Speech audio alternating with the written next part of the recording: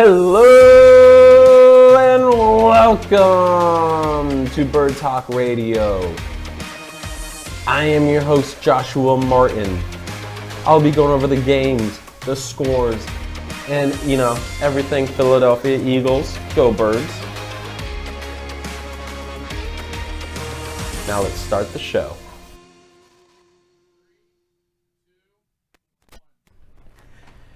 Hello and welcome to Bird Talk Radio. I am your host, Joshua Martin. Today I have a special guest on my show today. I'll get that into a little bit, but for real quick, just for all my Eagles fans, I'm so nervous right now. For all my Eagles fans out there, we had preseason week 2. We went against the Browns. We won 21-20. We had real no starters playing today. But we did see a lot from Kenneth Gainwell. Hopefully good things from him, like a Darren Sproles future for him, for the Eagles. And I don't really want to talk much about the Eagles, honestly. I want to get into our special guest today. Mayor, I know I said we go to commercial break, but if we can get that 2-shot up, and I'll introduce my special guest. And on the show, we have Khalilah Ali. Welcome to the show. How Thank you for doing, having Josh? me. How you doing? Go Eagles, good. go! Woo! Go Birds. Woo! Go Birds! Go Birds. Yes. I like birds, especially Eagles. Oh my God, I'm so happy that you're here. Khalilah Ali. Khalilah Camacho Ali. Camacho Ali. Yeah, I don't want to say doctor. that. Yeah, doctor, yes. Yeah, I forgot. You doctor. got your doctorate not too long ago, PhD, right? Yes, not too long. Not the 2018. Awesome. 2018.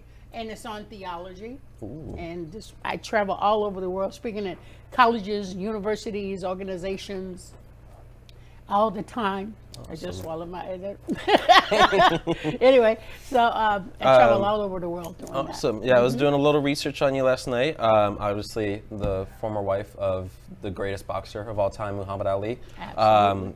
Some amazing stories. I've heard you first met him when you were 10 years old. Yep. And then you guys got married at 17, Yep. right?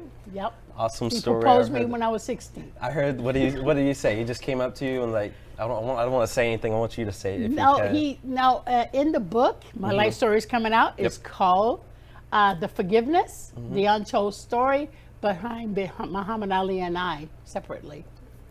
And it's a story that has never been told simply because of the fact when they was writing Ali's book, we was divorcing at the time. Oh, okay. And it was such a painful and horrific ordeal because I wasn't prepared for that. Oh. And the fact is, I just kept my mouth shut. I never speak when I'm angry. I never talk out when I'm emotional or nothing. I just don't say anything. I just shut down. And I'm glad I did because now that I'm opening up, I can actually say it without any, bad ailments or anything like that. I can be released and find out that the bad thing that happened to me was a good thing. Oh, okay, that's good. So, yeah. Sweet. Awesome. So now I can do it. And by having the story to come out, I want you to come out and get that book. We're going to have a nice book signing. Fred has hooked me up with a real guy. Fred has hooked me up with a real big guy. And we're going to have a book signing right here in Florida to test out the book. And I'm just so excited. It's finally got it off my chest. Awesome. And it's called The Forgiveness, you said? It's called The Forgiveness. Awesome. So check that out, The Forgiveness by none other than Khalilah Ali. And you know what, ladies and gentlemen, out there in the TV world, it's very complicated to say Khalilah sometimes. It can be complicated for the kids, and I teach kids. So the children came up with a name that I've used as my brand now, Mama Ali. Oh, yeah. So just call me Mama Ali, and I'm good to go. Sounds good. Absolutely. So I was doing a little research, and I found some exciting stuff about you, actually. You're an actress, author, and you have trained in mixed martial arts. Yes.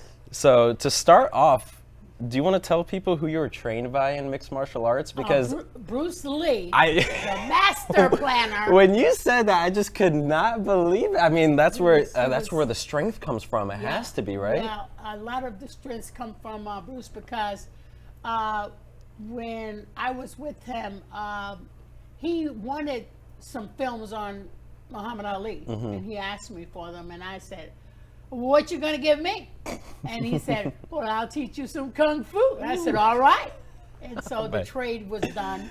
But before I met him, I was a third-degree black belt already. Oh, wow. But in the martial arts, Jitchindu, not Jitchindu, but Chinese Kempo, Taekwondo is my start out. Oh, okay. And I think Taekwondo is the most comfortable style ever, and it's easy, and you can actually create your own style from Taekwondo. So Bruce told me how to create your own style. Ooh. And I have yet to do that, but I in the future I'll probably do it. You know, like it's nothing else to be done. Yeah. And, you know, and he was a wonderful guy, and he hates teaching though. Oh. But when I was among him, he was training Charles Coburn, James Coburn at the time, and James Coburn was a wonderful guy too as well.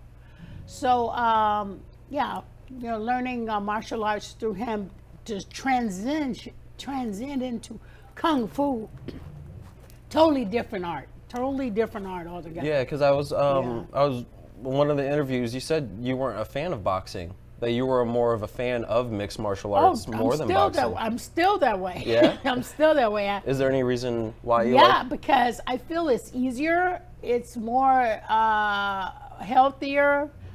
You get less casualties, less injuries. Okay. And it's just something that's just, it flows, you know, and it's something you do it just from instinct. You know what I mean? Yeah. If you would see two martial artists that gets in the ring and battle, it won't be a bloody battle. Yeah, that's true. It'll be a more of a humble it's battle. like an art It'll be a form. humble takedown. Yeah. And boxing, as you know, even in the man's world, I'm totally against women boxing. I'm totally against it, because even in a man's world, it's hard, it's horrific. But they have women who have gone into boxing. I don't know whether it's to open themselves up, to have a release, to give them confidence. All those things and those signs is good, because it shows a positive light on the female. Yep. You know, so I just don't accept it. I don't really approve of it. But those women who get into boxing for whatever reason, it's positive. Yeah. Those are definitely the strongest women and they're strong, Yeah. and it gives them hope, it gives them a direction. If that serves them, I'm all for it, you know, as far as that's concerned. Yeah. If you want to, since we're in South Florida, I know the Hampton House, you've talked about that a lot. So I didn't know if you want to give a little insight on that, because I know Muhammad Ali. Yeah, the Hampton House is a house of history. Back in the day, Muhammad Ali was there. Me and Ali, when we got married and had our little girl, we came to Florida.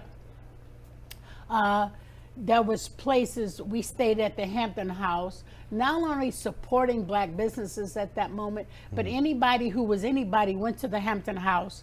And I learned, being at the Hampton House, Frank Sinatra came and did a protest.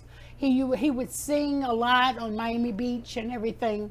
And back in those 60s, they wouldn't allow black people on the beach or even stay in the hotels, mind you.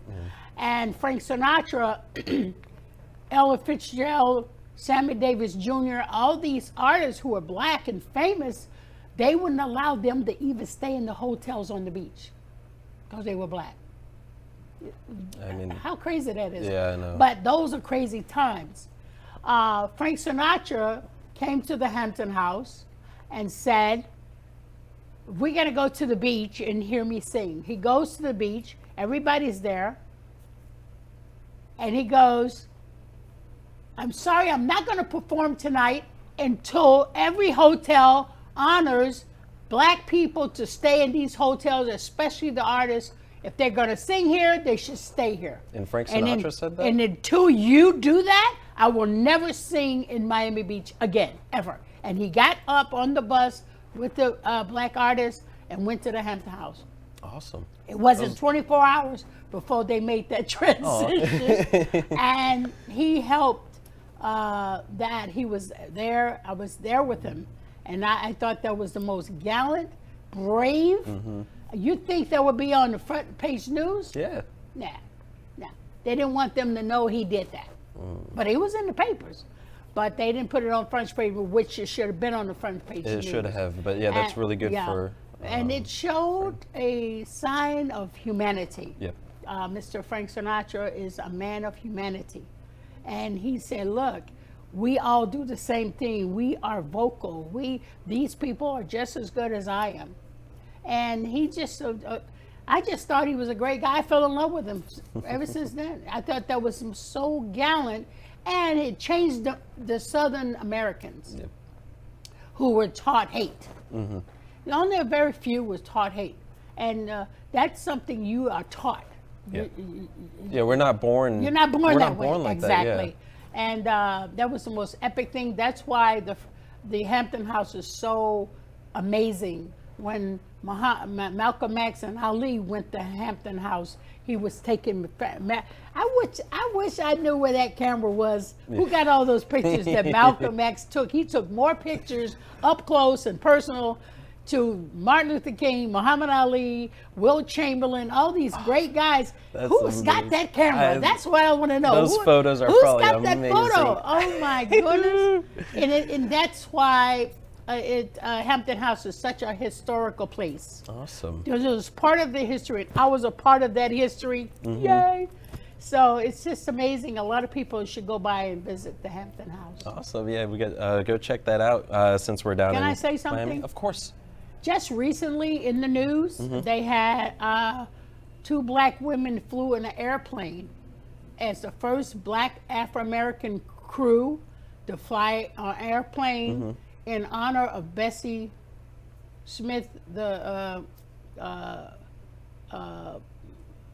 first Afro-American pilot in 1924.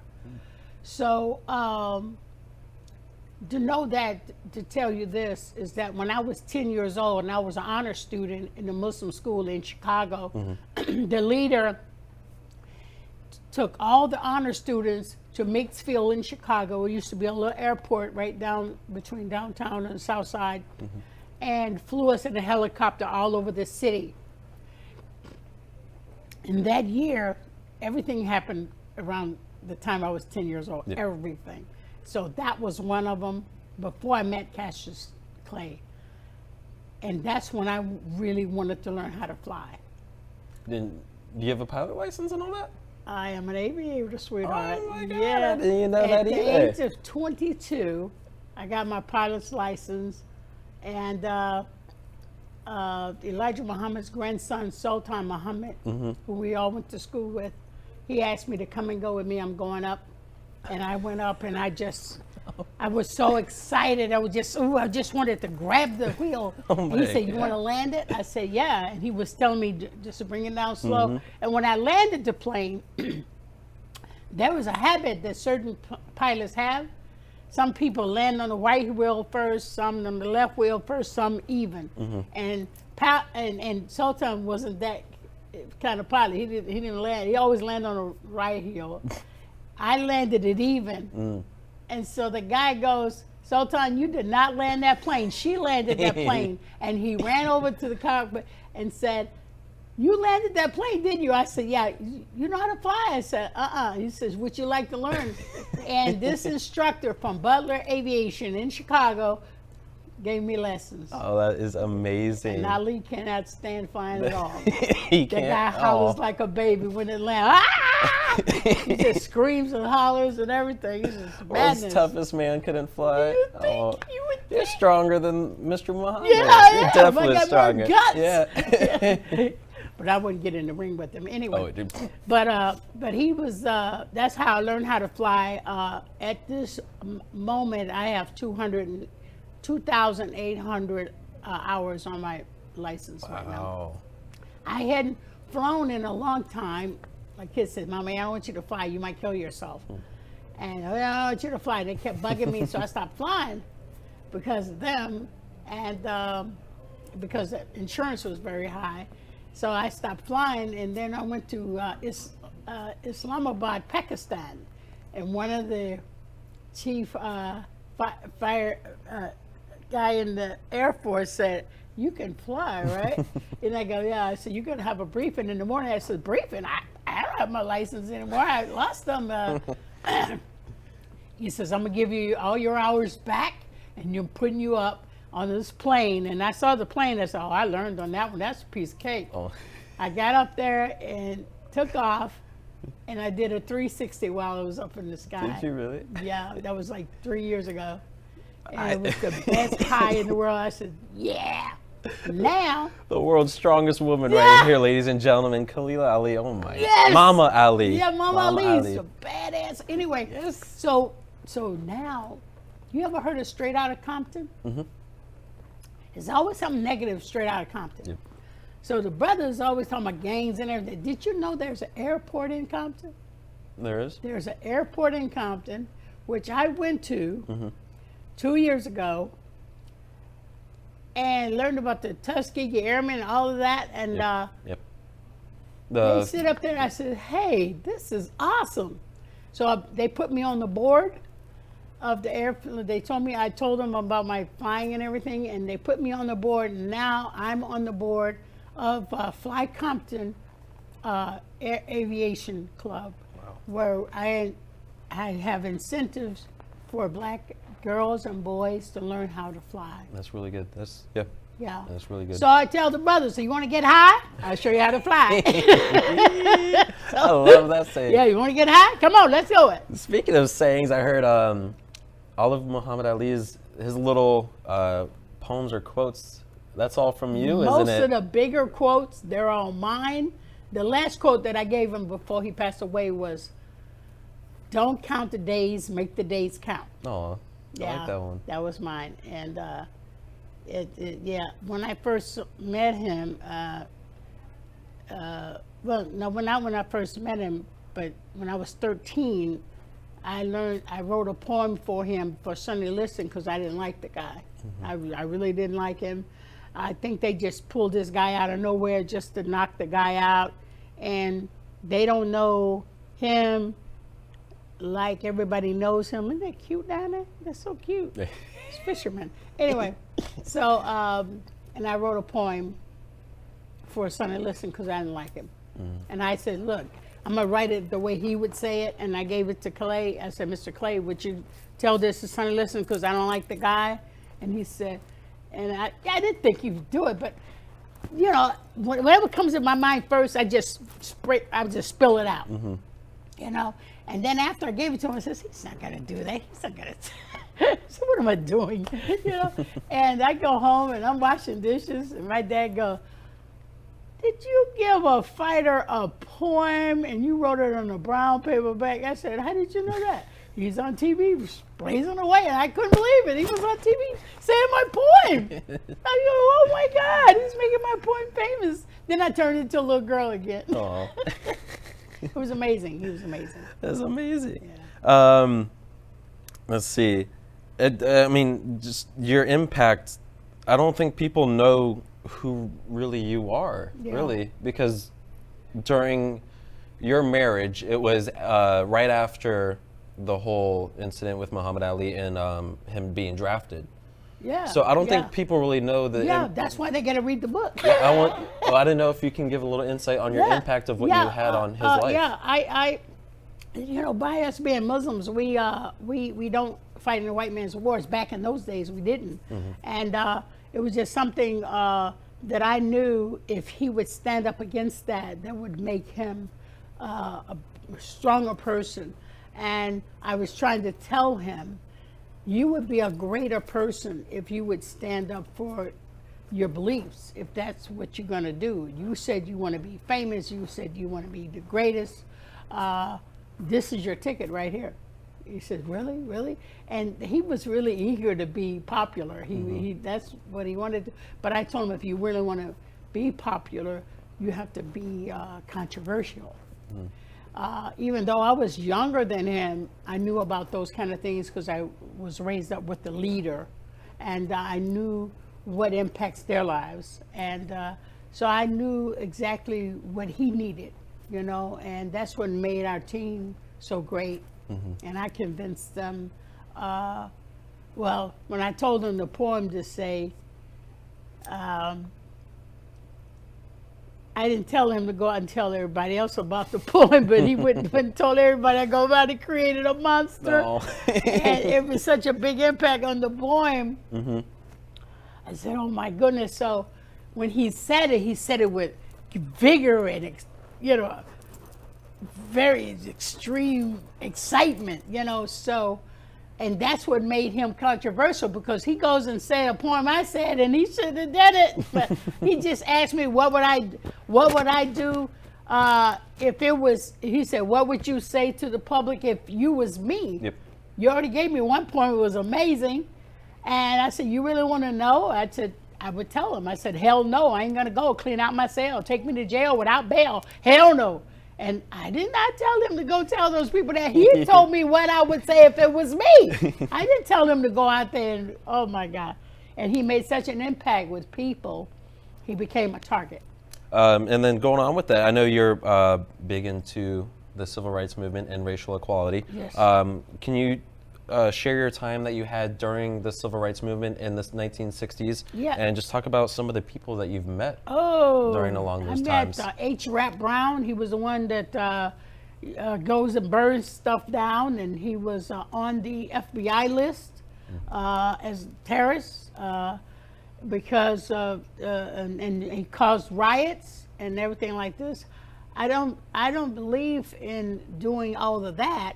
That's what they did at the time, but they did it with fruition and a strong motive because of the injustices of black people in America. Andrew Young, who was a very young man, and he stood up and fought for the rights, and we supported him, but we mostly supported the human rights by words. We didn't stand in, we didn't march in, we didn't walk in. Muslims did everything with words. We found if you stand in or march in, that's an excuse that they can use against you for causing havoc with the people or causing havoc in the streets or whatever. So we don't like to give anybody an excuse to put us in jail or anything by obstructing traffic or going against the law, being a nuisance. So, and Andrew Young, matter of fact, Andrew Young, who is a great civil rights leader, he did a foreword for my book, you know, and I just admire him so much, you know, going to, you know, White House and going to certain meetings with Martin Luther King and everything. It was, and Malcolm X, it was just such a grave thing. Matter of fact, the fact that that's what I was doing at the time, when I divorced Ali, I still worked with a lot of people. Jane Fonda, who is hated by so many people because of the Vietnam War. I mean, they always blackballed her and everything. So I went down to California, and Jane Fonda and I became good friends. And she said, "You want to protest with me? I've seen what you've done in the past." And I said, yes. I know more about protesting than Ali did. So Tom Hayden, Jane Fonda, and I, and Cesar Chavez, who is the Martin Luther King of Mexican people. He's the civil rights leader for Mexican people. And he was called we represented the farm workers, in which Jane Fonda and I and Cesar Chavez banned Chiquita Bananas for 40 years because they was giving cheap labor to the Mexicans in Mexico, $2 a day. Are you going to give somebody $2 a day, work for 17 hours? That's slavery. You might as well not give them anything. So I helped her in that. And in transition to that, Jane became real close to me. We became good friends. Then she said to me, "You know what? I would just love to do a movie with you." And I said, "Well, you know what to do, girl. You can just call me on the phone, you know." And I thought about it, and I go, she just might do it. So I called Dustin Hoffman and I asked Dustin Hoffman, who's the greatest acting teacher ever? And he said, well, if he's still alive, it would be Lee Strasberg. I said, now, who's this Jewish guy? I don't know who Lee Strasberg is. He said, if he's still alive, I said, yeah, he trained Marlon Brando, De Niro, Pacino, all of these greats. Yeah. And I said, all right. So I go to California, and I stayed at my godfather's house, Barry White, the musician. He's my godfather. God. Yeah, yeah. The He's more- wonderful. I stayed. the He more I said, get. yeah, it gets my good every God, time. yeah. So I stayed at his house until I found an apartment in Hollywood, and it was like a half a block from Lee Strasberg Institute, and I went there and practiced. It was a great story how I met Lee Strasberg. I met Maximilian Schell, Shirley Winters. I sat on the boat with Irwin Allen when he was doing the Poseidon Adventure, just hanging around. And before I did that, when I was hanging around with Jane, we would go to different parties, and little Luke Skywalker by the name of Mark Hamill, he would see Khalilah and he would run and jump on me and everything. And what's up, Mark? You Skywalker now, huh? You know, and I wasn't in the movies then, huh? That could have been in all the Star Wars movies. Yeah. Damn it, I missed that opportunity because, I didn't, it just didn't happen. But we still stay friends. Still got pictures of. I'll show it to you when we get off the Yeah. show. And Mark was just amazing. You know what I mean? Luke Skywalker, he was so excited to get the little role and shit. And I was so happy for him. And we used to party all the time. Then I thought about it. Then What? Jane Fonda said, and I went back to Chicago. Nothing was happening. I went to Chicago. Jane Fonda said, I want you in the movie with me. Come on down here. I said, you shitting me, girl. And I fly down to California and got in my first feature film, China Syndrome, with Michael Douglas and Jack Lemmon, some of the great stars ever. Jack Lemmon actually got an award for his performance. And it was amazing. It was just amazing. It was amazing. That's awesome. And I met Charlton Heston on an interview show one time. And I said, what is the most important thing you can tell an actor if you're an actor? Because I was interested. Yep. I was always interested in it. He told me. And actually, years later, when I did a play, that advice worked right into what I was doing, and it saved my life because of what he told me. So these are the great people who I stop and I actually ask questions. If I got a question to ask you, trust me, nobody's never asked you that question, trust me. And I get involved, and that's how I got into the film industry. Now that leads up to my role in producing films. So last year I produced an episode 6 of The Grid on Amazon Prime, and not only helped, I was just doing a part in it, and I ended up being producer of it and executive producer of it because, look, my name is out there. I'm gonna make this the best way I can, and I actually got my feet wet and learned how to produce. And I know the challenge of production and direction. So now, since I finished The Grid, and this director did something that I didn't expect for him to do, so I said, I'll just produce my own film. Yeah, you have a movie coming out. I have a movie. You want to talk about that for a little bit? Getting ready to be shot at the end of this year. We're doing the pilot right now for the movie called Pure Justice. Pure Justice. In which I own the title, I own the brand and everything, and it's talking about the police force that works with the community. It's so much negative stuff on the police, and some of it is rightfully correct, and we do not want to take our law enforcement and lose our law enforcement. That is very imperative, because that is the one that helps our community. If we have bad police, we should challenge them, and they should get punished for what they do, and they don't do that enough. But you don't want to pedicate criminals. I mean, we don't have time to be pedicating criminals. These criminals have more gun force than even the police department. So these police, men and women, they want to go home just like you want to go home. Mm-hmm. So there's a big problem with that nobody's really talking about it in film right now. Mm-hmm. But luckily, my film will. And now it's wanted really badly. That's good. And you don't want to take your money from your police force, because this is what helps your community. And you can they want to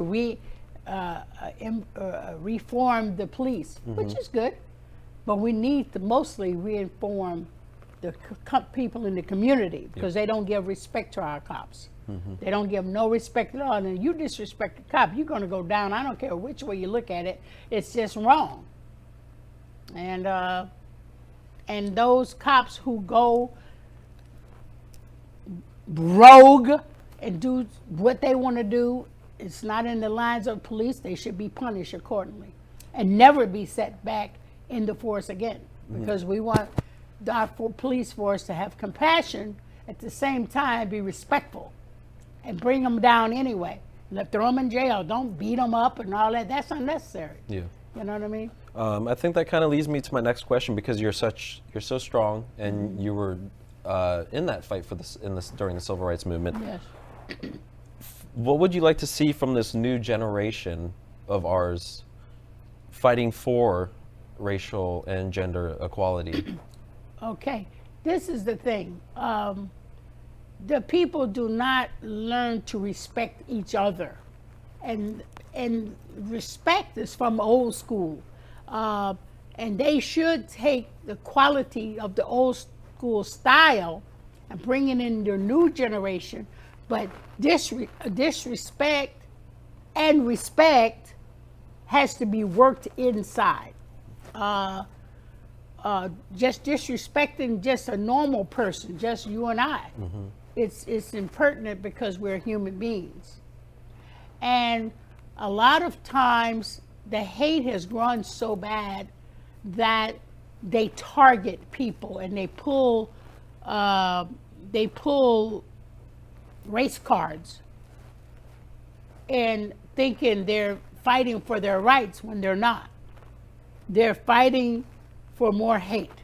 They're developing more hate toward one another. Like they have good intentions, but they do it in the wrong way, and somebody must say something about it. The Black Lives Matter, for it. Our lives matter. You're not so special that your life matters and nobody else does. That's a race card. I don't believe in the Black Lives Matter. I believe in human beings matter. I know they have good intentions for that, but it's a race card. They have to realize it's a race card. Okay. All lives matter, you know. Yeah. Doctors who work on people in hospitals, they have an oath to protect and save as best as they can a patient. They don't look at the patient and say, oh, they're black, we're not going to help them. That's not acceptable with the oath of a doctor's oath. So it should be like a doctor's oath. You're saving everybody. If somebody would have a problem in here, right now, that person over there will save my life, and I will save your life. And it's not about color anymore. Mm-hmm. It's about saving lives. So I believe in everybody's supposed to respect each other. Of course there hate amongst people still, but you're supposed to spread love no matter what, so they can change their way of life. You have to help people change. Okay. They're already going to be out there, but don't pull race cards. Okay. And I think if the younger generation realize that, mm-hmm. then we'll be all better off. And I think the young generation can change the world. Yep. And that's what I have to say about that. Awesome. I appreciate that. Yeah. thank you for coming on the show. You don't know how much I appreciate you being here. Yeah. Josh, you're amazing. You live in this area? Yeah, I do. Well, you know in West Palm Beach. Yeah. Well, I'm doing Pure Justice. I want you on my movie. Awesome. So you know what? If anybody want to get in my casting agency, go to the greatest casting agency at AOL.com, and there you go. Submit your picture and your information, and who knows, you might be casted, especially if you're local. You're local, you'll be cast. I'll be starting the cast in September, so put all your pictures in this month in August, and you might be lucky, because I need a lot of extras. I need a lot of people, and we're working about community and everything. So take a chance, put your picture in. You never know. So check that out, Pure Justice. And then also, you have the book coming out as well? Yeah, the book coming out. It should be ready in a month. Okay. So you can, and if you don't go to some of the, we got to keep the Brooklyn Cafe posted about where the book signings will be. Okay. And if you're not at the book signings, you can go straight to Amazon and buy it on Amazon. Awesome. Again, thank you for being on the show. Thank you so Khalilah much. Ali, God bless you. Or Mama Ali. Yeah, Mama Ali's here. Mama Ali. God bless you. Thank you for watching this episode of Go Bird Talk. Birds! Yeah. Woo, woo, woo. Go Woo. Birds. Go Birds. Oh my God, I'm so speechless right now. We play the Miami Dolphins this Saturday. I'll be at that game, so I'll be getting photos and videos, and I'll have that for you next week on Bird Talk Radio. So check us out next Monday, 11 a.m., Bird Talk Radio, and have a wonderful day. Thank you for watching Bird Talk Radio. Again, I am your host, Joshua Martin. If you want to contact me or be on the show, just email me at birdtalkradio2022@gmail.com, or you can call in during the show at 888-994-4995 in Studio A. Have a wonderful day, and remember, go Birds.